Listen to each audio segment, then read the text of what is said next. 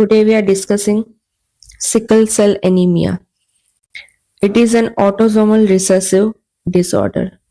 As you can see on the board, we will track how a tiny molecular change leads to a major physical disease. Look at the first section, the genetic mutation. In a normal individual, the template strand of a DNA reads CTC, cytosine, thymine, cytosine. This DNA is transcribed into the messenger RNA codon GAG, guanine, adenine, guanine. However, in the mutant individual, a point mutation occurs. Mutation occurs at this particular point.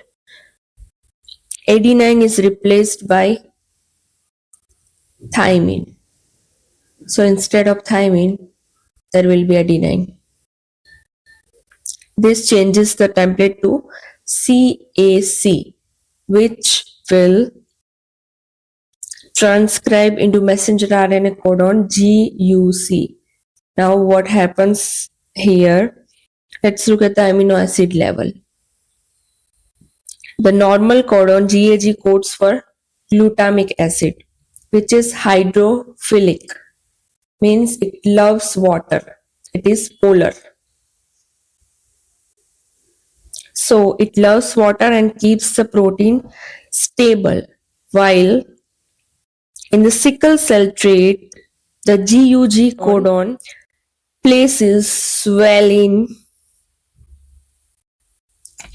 instead of glutamic acid. Valine is hydrophobic. It is non-polar. So,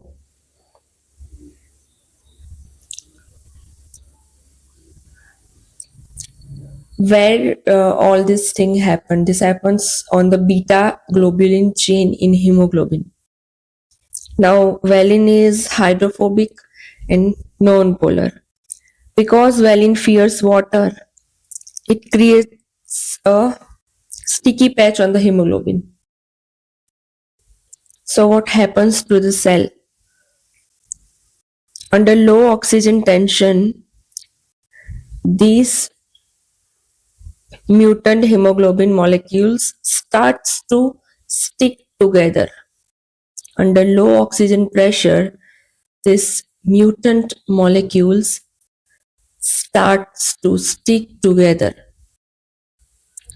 This process is called polymerization. The long fibers of hemoglobin change the cell shape. The cell goes from a normal biconcave shape to the rigid sickle shape. These cells don't flow easily and die quickly, which leads to anemia. Now let's look at the Punnett square. HbA is normal and HbS is sickled allele. Now, for the ease of learning, we will represent capital H for normal and small h for sickle. What happens when two carrier parents have babies? So, we will cross this capital H, small h with each other. What happens? So, there will be 4 probabilities. Capital H, capital H,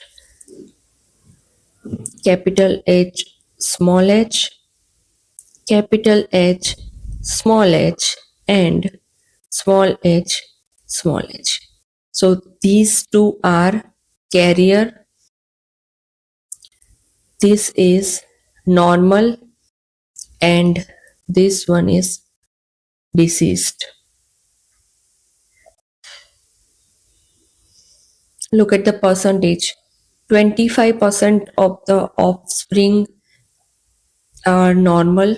50% of the offspring may have carrier. They can have gene, but they will be healthy.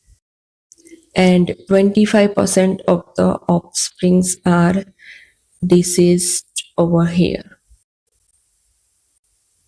Thank you so much for watching. Stay curious.